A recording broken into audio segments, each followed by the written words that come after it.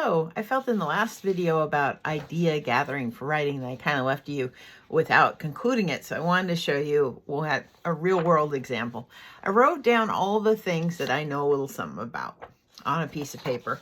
And I also took those little pieces of paper and I cut them up and put them in my hat. This is actually the hat that my grandmother wore to my parents' wedding. So it's kind of my lucky hat.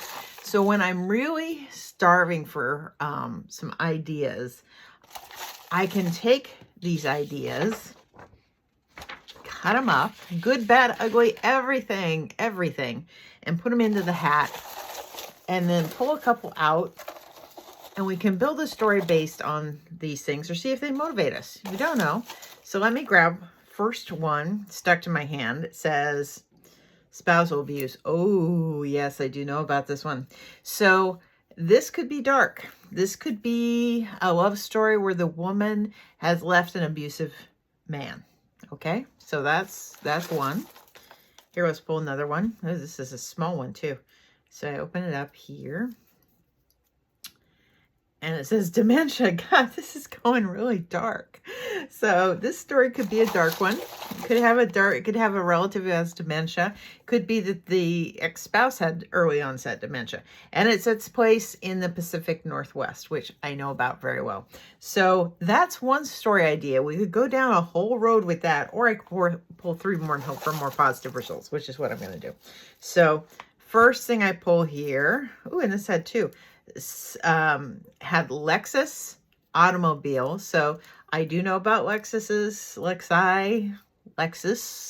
And then I have a small one here that's really small and tight. And it is BMW. I feel like the car ones got stuck together. But maybe this is somebody who owns a car dealership or a couple. Okay, let me pull another one. And I got two, of course. So I've got Portland. So this takes place in my hometown, which is great. And it also involves roses. So maybe this person has a car full of roses that they're driving to some event, and they're in a BMW that breaks down and they end up on the Lexus lot. And you've got to know then why and what all that is about. So you can do this all day. You can pull up ideas. Here's one, wineries. I have a book, Crush, that's set in wineries, so I learned a lot about wineries and wine.